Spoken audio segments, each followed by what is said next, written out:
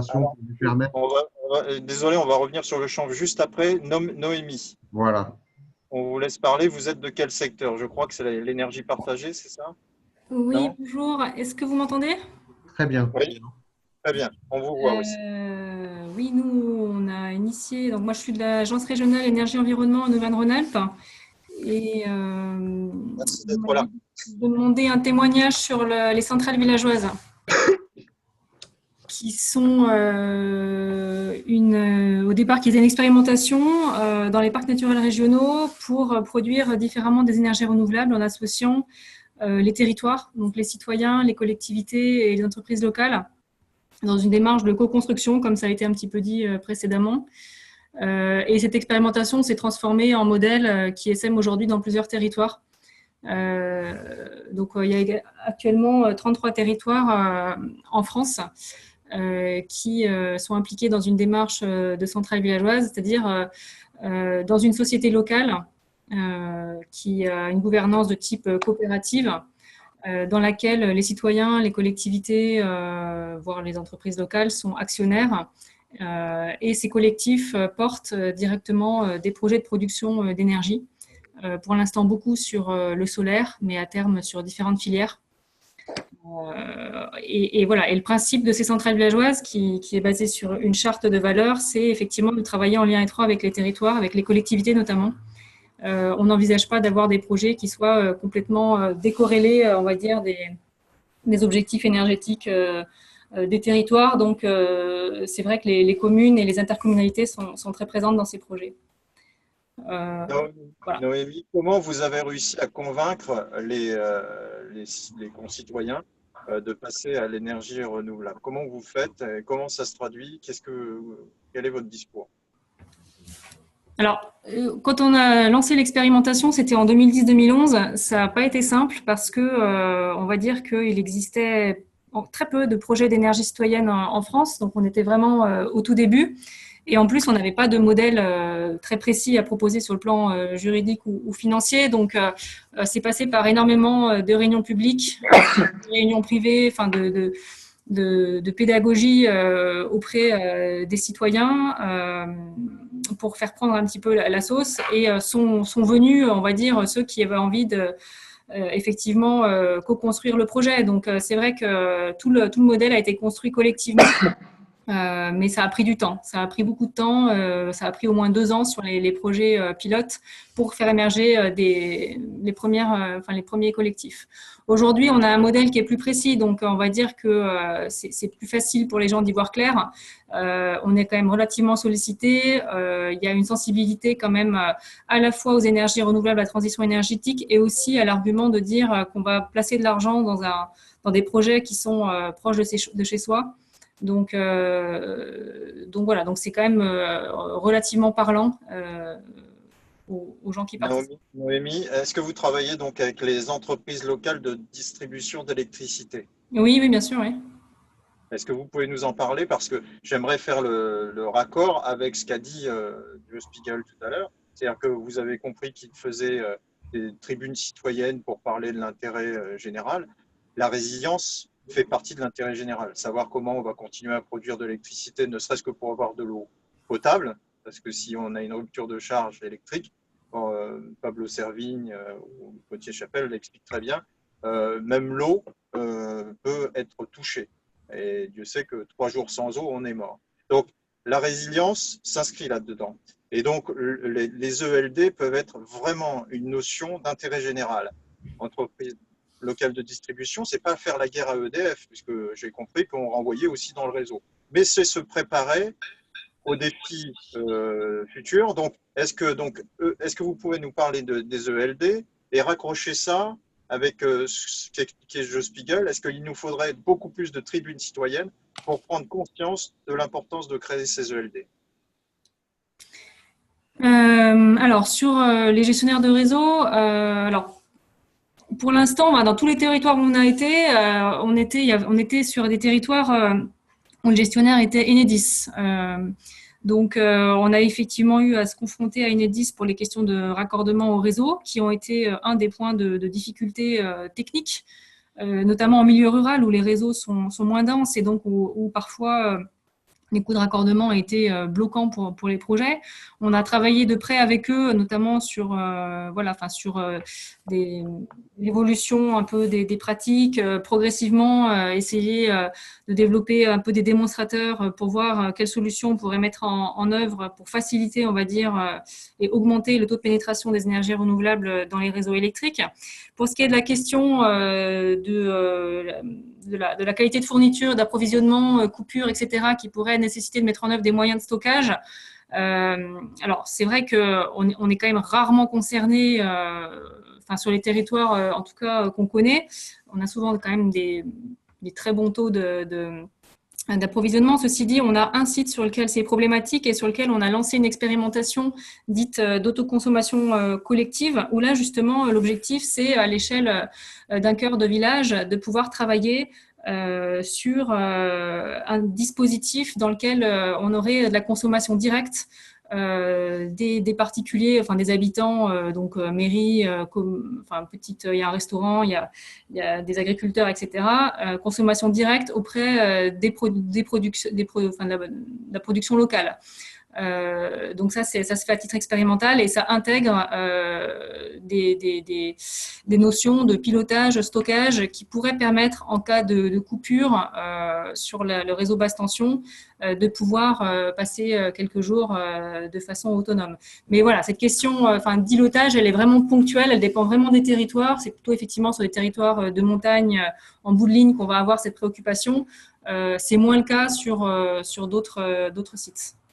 Noémie, une série de questions très brèves chacune. En moyenne, à peu près, c'est combien de puissance chaque site?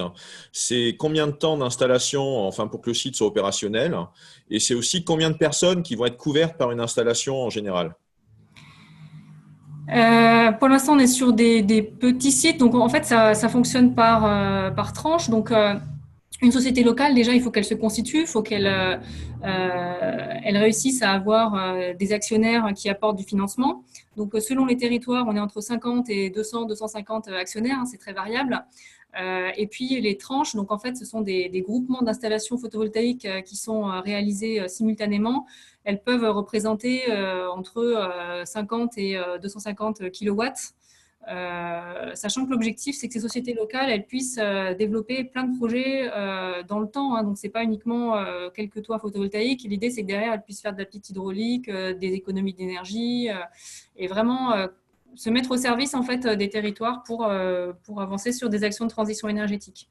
Sur les temps de réalisation, on a quand même beaucoup évolué depuis le début. Aujourd'hui, entre, on va dire, l'émergence initiale d'un projet, c'est-à-dire un territoire où personne n'est mobilisé et on démarre juste une animation locale avec des réunions publiques, et puis le moment où il y a une mise en service des installations et une production effective, on va dire qu'on est sur des moyennes de 24 mois à peu près. 24 mois. C'est très court. C'est très, très court, hein, puisque en fait, pour vous donner une information, lors d'une présentation que j'ai pu voir de Nicolas Hulot qu'il donnait à des députés européens, il indiquait que pour des plans de grosses installations, de grands projets de mise en œuvre d'énergie renouvelable en France, on était sur des délais qu'il cherchait à ramener à 6 ans. Pour la mise en place des projets.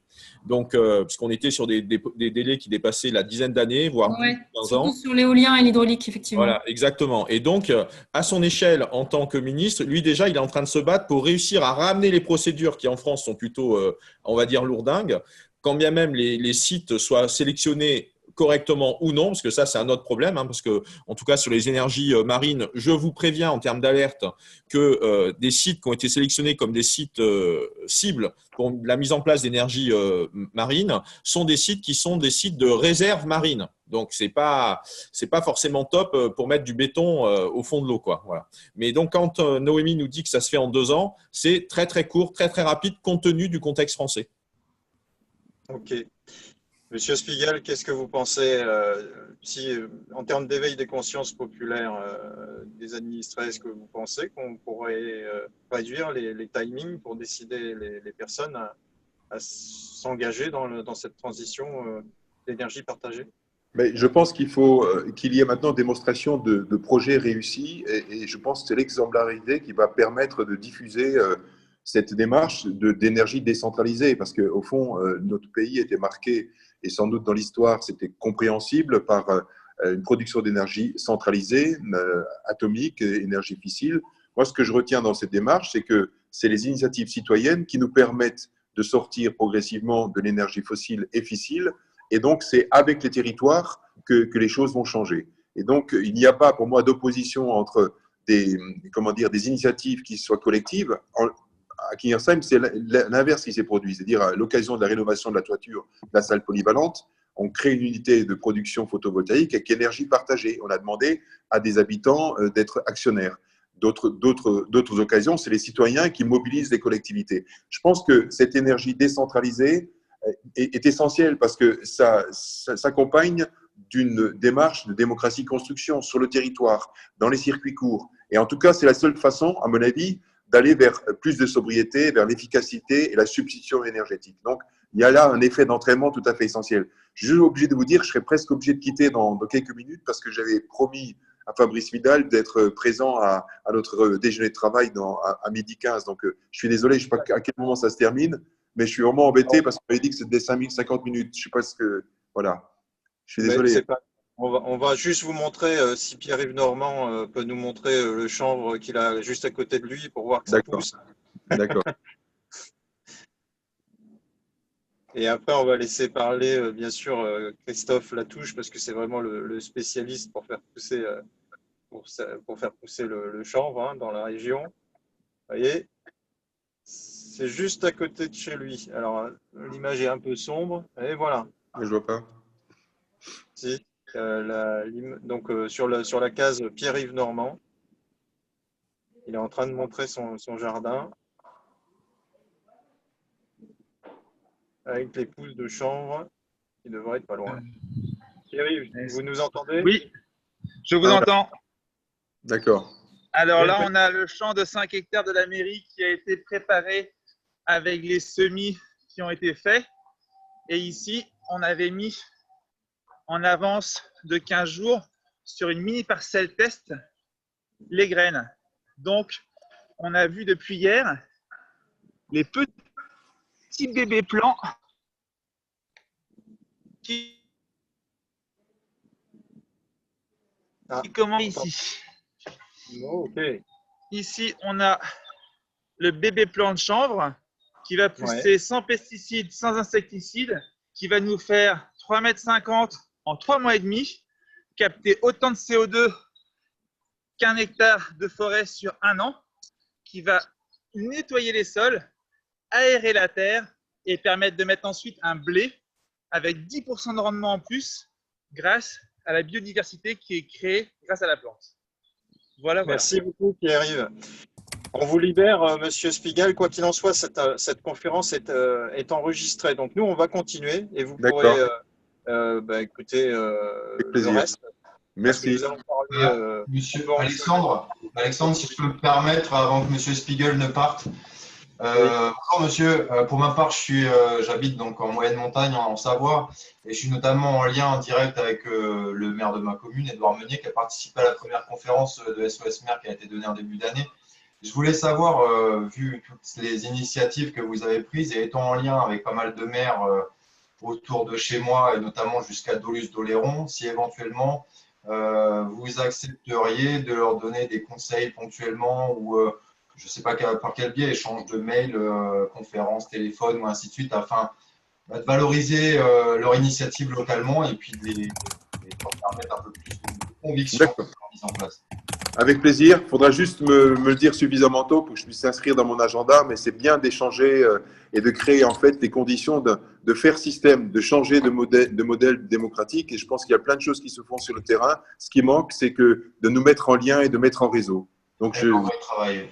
Ça, c'est un des gros projets qu'on va devoir mettre en place avec. Merci beaucoup à vous. Merci infiniment de votre présence. Bonne journée. Merci beaucoup. Merci, au revoir. Au revoir. Alors, on va continuer cette conférence. Juste un petit mot de la régie. Il y a Gérard Privat qui va nous quitter, qui n'a pas pu parler. Donc, s'il est encore là, je m'en excuse. Et juste pour dire qu'on fait de notre mieux dans le temps imparti. avec l'outil, on n'a pas tout vu, mais en tout cas, il n'y a aucune volonté de ne pas faire parler quelqu'un. Ça, Quoi qu'il en soit, il peut intervenir sur le blog, enfin, sur le site. Nous allons réorganiser ce type de conférence et on invite tout le monde vraiment à nous piquer la recette, voire inventer mieux. L'intérêt, c'est vraiment que les gens s'emparent des outils qui leur permettent de se mettre en connexion et de travailler ensemble. Là, maintenant, on va parler du chanvre et on va parler aussi habitation avec Kim Grocholten. Désolé Kim, si je prononce pas bien. Pourquoi? Parce que le chanvre est donc une production locale, facile à réaliser apparemment. D'ailleurs, on en fait même de la bière, n'est-ce pas, Hyperive? On va goûter ça bientôt. De la bière, il nous montre la bière qu'il produit. Mais aussi, on fait des habitations temporaires. Et ça, c'est le sujet de Kim Grocholten avec les personnes en transition. Donc maintenant, je laisse Christophe Latouche parler et Sébastien Stern. Si vous pouvez activer le micro. Bonjour Christophe Latouche. Bonjour à tous. Merci de cette tribune qui est offerte au chanvre. C'est quand même assez rare. Alors pour nous présenter, El Chanvre, c'est une entreprise qui travaille sur cette filière depuis 1998. On fête nos 20 ans d'activité cette année. On est passé un peu par toutes les étapes.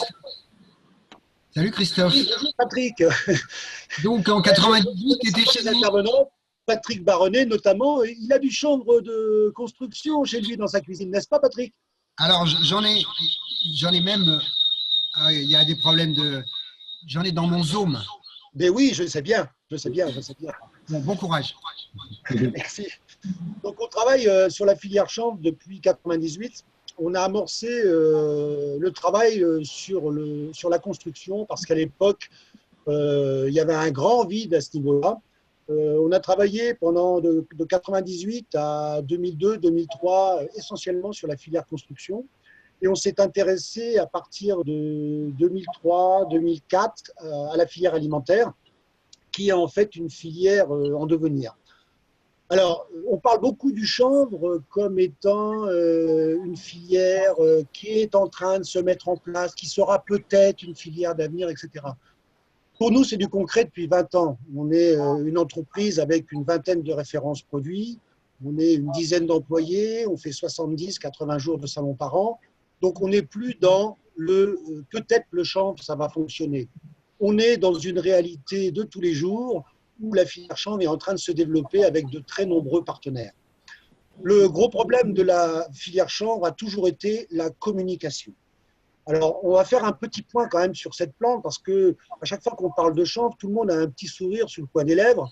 Et je vous avouerai que depuis 20 ans, ce petit sourire finit par avoir un petit peu de mal à passer. Alors, on va planter quand même le décor. Le chanvre légal n'existe pas à l'état naturel. Le chanvre légal a été créé par les Français il y a 70-80 ans. Donc, on a diabolisé cette plante depuis 50-60 ans, alors qu'il y a 80 ans, les variétés qui étaient cultivées seraient interdites aujourd'hui. Les variétés de chanvre qu'on produit aujourd'hui sont des variétés évidemment légales, qui ont été travaillées, sont des hybrides, qui nous garantissent un taux de THC, donc delta-9-tétrahydrocannabinol, inférieur à 0,2%. Aujourd'hui, on essaie de faire un amalgame ou de diaboliser cette plante pour en éviter le développement. Pourquoi en éviter le développement? Tout simplement parce que c'est la plante de la décroissance.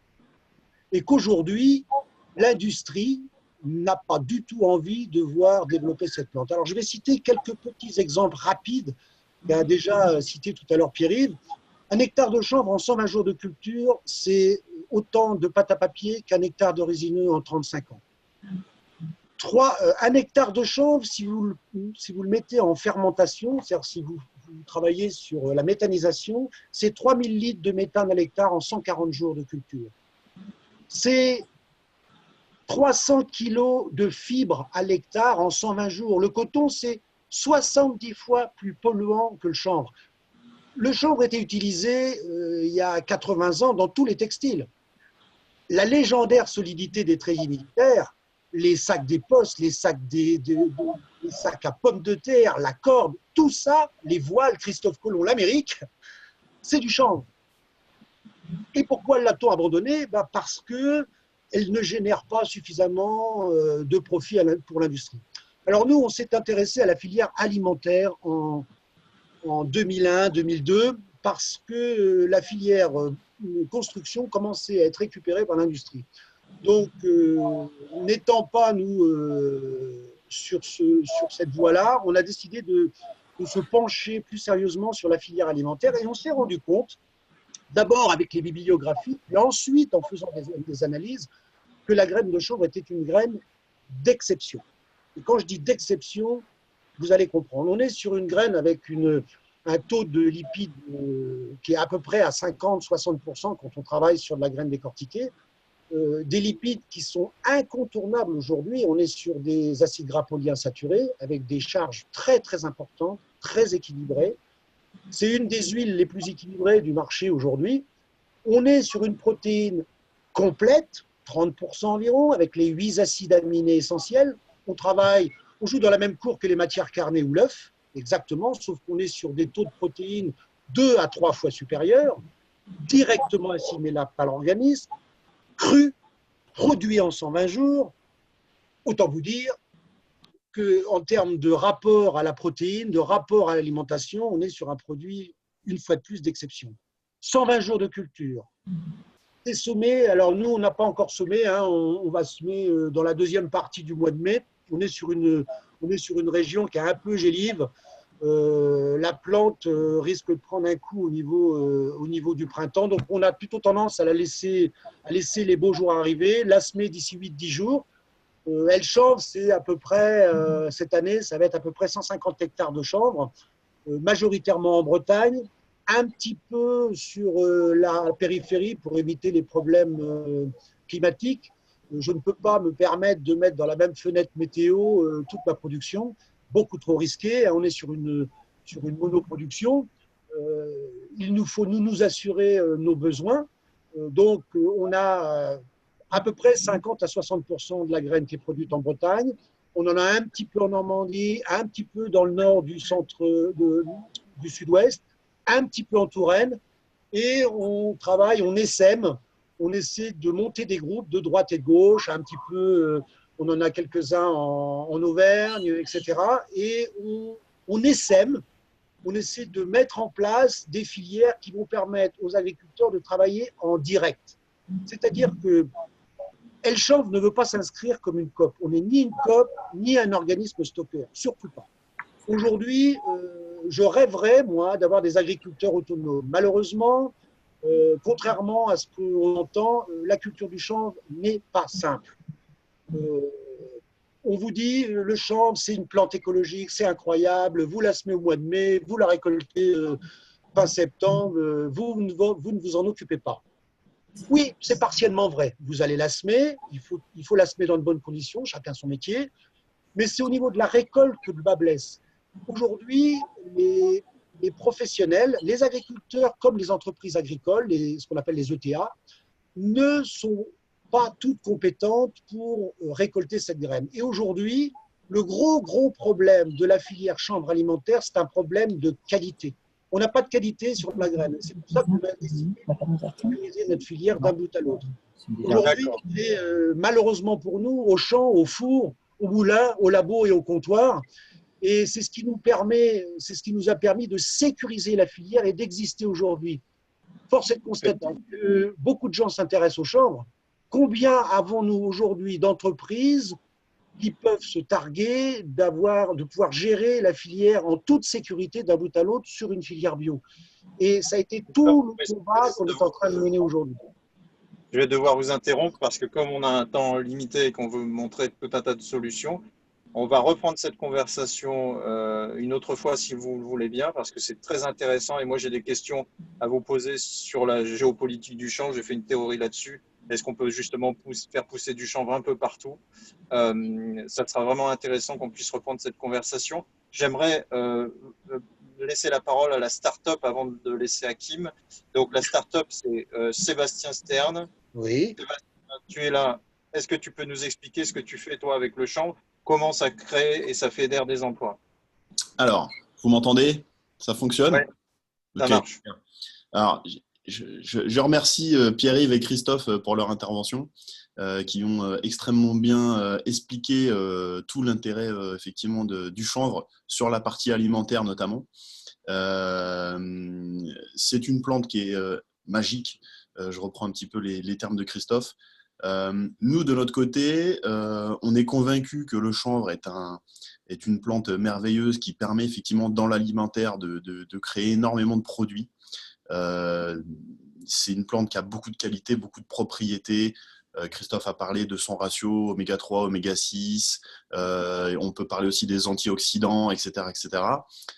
Nous, ce constat et cette envie de développer en fait, le chanvre au niveau alimentaire, il est venu du sport. Puisque moi, de par mon activité sportive assez intense, je cherchais des solutions naturelles pour m'accompagner sur mon bien-être et aussi dans ma performance. Et lorsque j'ai cherché notamment des solutions naturelles, celle qui est vraiment ressortie du panier, c'est le chanvre. Alors évidemment, pas le chanvre dans sa version illégale, mais le chanvre dans sa version légale. Et de là, en fait, est parti un concept. C'est Aurélien, mon associé, qui est à l'origine de ce concept-là. Alors, il n'est pas là aujourd'hui, puisque alors je le félicite, puisqu'il se marie demain. On a conçu une marque qui s'appelle Hello Joya, qui nous permet en fait tout simplement aujourd'hui de distribuer en fait le chanvre sous différentes formes. Alors on va retrouver par exemple de la protéine que Christophe connaît bien puisqu'on travaille ensemble. On va retrouver des pâtes. Alors on va pas les appeler pâtes, mais spécialité puisque le terme pâte est un petit peu spécifique. On va faire aussi par exemple du thé. Donc ici c'est du thé. On a un thé ici Vitalité et Douce Nuit, donc du thé avec de la fleur et des feuilles de chanvre. On va retrouver des graines, voilà, effectivement, dont Christophe a parlé, qui sont qui sont pleines de vertus, que vous pouvez mettre dans des soupes, dans des smoothies, etc., ou même manger comme ça. Et c'est des aliments qui peuvent vous accompagner en fait dans votre quotidien. Le principe de Greenleaf et donc de cette marque Hello Joya, c'est vraiment de rendre le chanvre mainstream, de remettre en fait cette plante en fait au goût du jour. Pour rappel quand même, c'est une plante du futur certes, mais c'est comme une plante ancestrale qu'on a utilisée pendant des années dans l'alimentaire, dans le textile. Christophe en a parlé. Et donc, on trouve important de pouvoir remettre au goût du jour cette plante, cet aliment, et de l'insérer, en tout cas, dans notre alimentation traditionnelle qui aujourd'hui ne suffit plus, ou en tout cas est utilisée dans une version malheureusement peu écologique, ou en tout cas peu intéressante pour le futur de notre monde. Okay. Notre slogan, pour faire court, pour finir là-dessus, c'est le chanvre, l'avenir de notre planète et celui de notre bien-être. Et je pense que ça répond en tout cas à beaucoup de problématiques que l'on rencontre aujourd'hui. Oui, Alexandre, pour rebondir peut-être quelques instants sur ce qui s'est passé là, c'est vrai que le chanvre, vraiment en soulignant la chose, c'est un enjeu crucial, important, et qui participe vraiment d'une renaissance et d'une résilience dans des logiques de permaculture, dans des logiques d'autonomie des territoires et dans des logiques d'autonomisation au niveau des filières industrielles.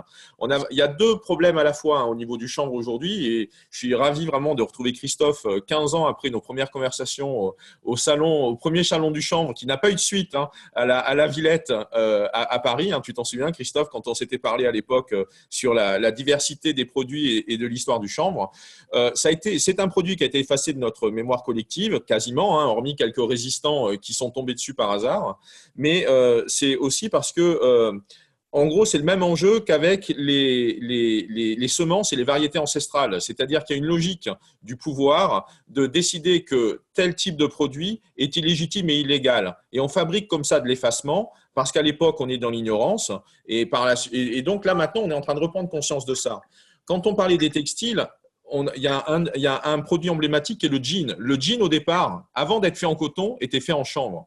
Mais comme en fait, on s'est rendu compte que c'était trop résistant, que ça durait trop longtemps, c'est pour ça qu'il y a eu cette bascule vers le coton et qu'il y a eu ce changement de fibre. Donc, on a tout d'abord un enjeu de pouvoir. On revient avec les notions de partage de pouvoir qu'évoquait Joe Spiegel au début, et un enjeu de pouvoir aujourd'hui, avoir bien conscience au niveau des acteurs de terrain, qui est donc de multiplier des parcelles de construction, de culture et de production de chanvre, parce que c'est une culture endémique ou ancestrale de nos régions, parce qu'effectivement, au niveau de nos contrées, on a effectivement des variétés de chanvre et on va voir remonter progressivement des variétés ancestrales qui sont adaptées à nos climats, mais aussi de l'autre côté, pour que ces cultures fassent sens et que comment dire, il y ait du désir pour y aller, c'est pas simplement par rapport aux promesses de bénéfices, c'est aussi parce que en aval, en quelque sorte, les marchés, les filières se structurent. Donc on a deux enjeux. Il y a un enjeu de production locale, diversifiée, disséminée, pour qu'on ait des parcelles de chanvre qui existent et qui soient cultivées localement parlant avec différents acteurs, que ce soit des entrepreneurs ou des collectivités qui jouent le jeu comme ça, de se dire oui, allons-y. Et aussi en aval, le fait qu'au niveau de l'écosystème, on renforce, on structure les débouchés, les filières, les marchés pour que économiquement, cela soit non seulement viable, mais surtout un facteur d'emploi et de désir. Voilà, merci Alexandre. Je t'en prie. Bon, maintenant on va parler avec Kim. Kim va nous expliquer ce qu'elle a fait, pourquoi. Et je fais juste un tout petit peu d'anxiogène. On parle aujourd'hui beaucoup des migrants. Quelqu'un comme André-Jacques Holbeck l'explique très bien avec Humanum, qui met en relation les urbains et les ruraux. Si on a un quelconque problème énergétique dû à la géopolitique ou un effondrement financier dû aux alertes du FMI qui alerte sur la bulle de la dette, ou même, et je fais un clin d'œil à mon ami Thierry Vincent, l'ami aussi de Charles-Maxence Laillé, une éruption solaire, et là c'est la NASA qui en parle en 2014, on a failli revenir au XVIIIe siècle, nous aurons des migrants, mais alors ce n'est pas des migrants venus d'Afrique ou du Moyen-Orient ou de quelconque autre point sur la Terre, ce seront des urbains qui espéreront trouver en ruralité de quoi se nourrir. Et là, on a encore des petits soucis parce que l'élu Stéphane Linou a fait le boulot de savoir si dans un rayon de 150 km autour de chez lui, on était capable de se nourrir et de rester en bonne santé. Je vous invite à découvrir son travail. On va parler donc des personnes sans domicile fixe. Mais l'élégance de Kim a réussi à trouver un autre terme à ça, les personnes en transition. Je lui laisse la parole. Que fais-tu, Kim, et ton équipe? Ah, ton micro. Ah. Bon. On t'entend, c'est bon. C'est bon. Je vais y aller. Le monde est en transition, les êtres humains, à cette image, sont en transition. Toute personne, au moins une fois dans sa vie, sera de toute façon confrontée à une situation de transition, qu'il soit étudiant et qu'il doive accéder au logement, qu'il soit séparé, divorcé, expulsé. Effectivement, on est face à la vague migratoire aussi. Et puis, si nous sommes face à une crise sociétale, effectivement, comment le monde va évoluer. Je vous présente David Jeanneret, qui est à côté de moi, qui est cofondateur de la Fondation Toit pour tous, et il va vous parler de nos objectifs. Bonjour à tous. Donc, nous poursuivons 3 objectifs. Le premier, c'est l'hébergement. Le deuxième, c'est l'employabilité, donc lié à tout ce qui a trait à la permaculture et au Fab Lab, et y compris la réalité virtuelle. Et le troisième axe, c'est la visibilité des dispositifs et la prévention. Voilà, parce qu'on rejoint la thématique de la sécurité. Il est clair que si on arrive à identifier ces dispositifs et finalement le besoin concret, on va espérer que les autorités puissent bouger. Nous sommes dans le concret, c'est-à-dire que nous avons tenté depuis plus de 2 ans l'implantation d'éco-villages dans les communes. Bien évidemment, on a été face à des résistances, c'est-à-dire qu'il nous fallait pouvoir rencontrer des femmes, des hommes humanistes, maires, parce que ce sont les maires qui font changer les choses, c'est-à-dire dans nos projets, nous sommes soumis à décisions politiques. nous sommes soumis à pouvoir trouver des terrains de privés ou des terrains de communes, des terrains communaux pour faire aboutir ces projets. Donc, les résistances que nous avons rencontrées, quelles sont-elles? Nous avons essuyé des résistances politiques, bien évidemment, droite-gauche. Des résistances aussi entre, ici en Suisse, le canton et les communes. Pendant ce temps, pendant toutes ces palabres, ces concertations et ces discussions, de nombreuses personnes sont dans l'urgence. Comment nous avons imposé, entre guillemets, en tous les cas, comment on a pu se faire entendre et permettre la légitimité de notre action? C'est que nous nous sommes entourés, bien sûr, de médias, de social media. Aujourd'hui, on a tous une puissance immense à travers les médias et il faut le faire savoir. Il nous faut, nous, être porte-parole de tout ce que nous mettons en place. Arrêter de nous positionner en victime, mais bien être fiers de tous les modèles précurseurs que nous souhaitons mettre en place. Bon nombre de personnes en difficulté qui ont aussi des ressources, des talents. En Suisse, il y a 1 million de pauvres. En France, 9 millions de pauvres. Si toutes ces personnes s'unissent, puisqu'elles ont toutes des formations, elles ont toutes des talents, elles ont toutes plein de choses à partager, eh bien, reprennent en fait leur propre puissance, en fait, simplement s'affirment en tant que telles, à travers de nouveaux modèles, à travers les médias et autres, eh bien, nous retrouvons notre propre force et nous pouvons appliquer ces modèles. Ce n'est plus une utopie, c'est une réalité. Et c'est en ce sens qu'on veut se voir déployer ces micro-villages, ces écosystèmes d'habitat. Et ces écosystèmes sont faits en chambre. Pardon ? Ces écosystèmes sont faits en chambre, enfin ces habitats. On peut tout envisager. En fait, nous, on a un modèle et on est très ouvert parce qu'on va co-construire ensemble en fait, ce projet. Le but, c'est d'abord de voir les premiers modèles d'application en place et bien sûr qu'avec le temps, ça va évoluer, on va pouvoir les parfaire. D'abord, il faut pouvoir voir cela dans quelques communes, de dire ça existe, c'est possible. Et ensuite, bien sûr, d'améliorer ces projets pilotes. Très bien. Et tu réhabilites aussi des camions. Alors, il faut savoir que si on a un problème énergétique, les camions, ils ne bougeront plus. Par contre, on peut en faire des maisons, c'est ça? Oui, donc ça vient de Une Villa en Urgence. Vous avez certainement entendu parler de cette initiative en France. La ville de Bordeaux, la ville de Paris, Nantes, différentes communes ont fait appel en fait à ces dispositifs-là. Ce sont des cabines frigorifiques aménagées en habitation qui permettent 30 mètres carrés de surface, mais ça a aussi l'avantage d'être très bien isolé. Donc, autant l'été que l'hiver, on peut loger des gens. Donc, ça peut répondre à un besoin d'urgence à travers des dortoirs où on peut accueillir jusqu'à 12 personnes. On a vu que les modèles d'application, c'est plus du 8 couchages en fait. En termes de dortoirs, c'est beaucoup plus, comment dire, ça répond davantage en fait, aux besoins de terrain parce que 12 personnes dans un même habitat, il y a trop de promiscuité. Donc 8 personnes, c'est ce qui est en place. Et nous, l'idée, c'est aussi à travers ces camions relais d'urgence, effectivement, permettre à des familles d'être réunies parce qu'aujourd'hui, les familles à la rue, elles se retrouvent dans des hôtels. Les hôtels, ça coûte très, très cher. En Suisse, une famille à la rue, c'est 600 et à l'hôtel, c'est 6 500 francs par mois. En France, c'est à peu près la même chose, mais on ne parle jamais de ces chiffres-là. Et donc, l'idée, c'est dans ces mêmes habitats de pouvoir réunir les familles et leur permettre un habitat avec dignité. Ok, merci beaucoup.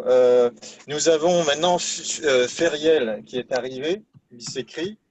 Alors, elle, c'est une permacultrice. Feriel, il faudrait ouvrir le micro. J'active. Voilà. Vous m'entendez? Oui, elle est permacultrice. Donc, j'aimerais que, Feriel, vous nous présentiez ce que vous faites. Ça rejoint la notion d'autonomie. Ouais. Je viens pas d'arriver, hein. Je suis là depuis le début, en fait. Alors, moi, j'aimerais bien présenter la permaculture parce que je vois, en fait, que dans beaucoup d'imaginaires collectifs, elle est une technique de jardinage ou un mode d'agriculture alternatif. C'est pas du tout ça. La permaculture, en fait, elle a été fondée donc, dans les années 70 par Bill Mollison et David Holmgren, qui sont deux collapsologues, hein, donc ils sont déjà collapsologues depuis 40 ans, et en fait, elle a été fondée justement pour répondre à l'effondrement de notre civilisation, hein, qui est évidemment imminent, et pour répondre à tous nos besoins vitaux. Donc, en permaculture, on travaille à la fois sur le bâti, thermique du bâtiment, énergie renouvelable, l'habité, hein, au sens comment je pourrais dire, sociologique du terme. On travaille sur les énergies renouvelables, on travaille sur la nourriture, on travaille sur la gestion de l'eau, sur le corps social. Donc en fait, la permaculture, c'est vraiment la construction d'un système qui est holistique pour répondre à tous nos besoins. Ce n'est pas du tout simplement une technique de jardinage. Alors évidemment, on produit de la nourriture. Le végétal est très souvent au cœur de nos systèmes parce qu'il permet de produire de la nourriture, il permet de créer des microclimats, il permet de faire du bois énergie, il permet de faire du bois construction, etc., etc. Mais c'est super important de comprendre ça parce que, en fait, la permaculture, elle a vraiment une puissance de frappe énorme dans ce contexte aujourd'hui, où il faut qu'on réponde, il faut qu'on soit autonome, que l'humain puisse vraiment répondre à tous ses besoins de manière et en abondance. C'est ça aussi qui est extrêmement intéressant, c'est qu'en permaculture, on n'est pas dans une privation, je dirais. Au contraire, on va créer énormément de ressources à tel point qu'on est capable de les redistribuer aux autres. C'est-à-dire qu'on n'est pas tous obligés de faire de la permaculture. Simplement, si 10% de nous le font, on est capable de nourrir la planète déjà, dans un premier temps. C'est extrêmement important de savoir ça.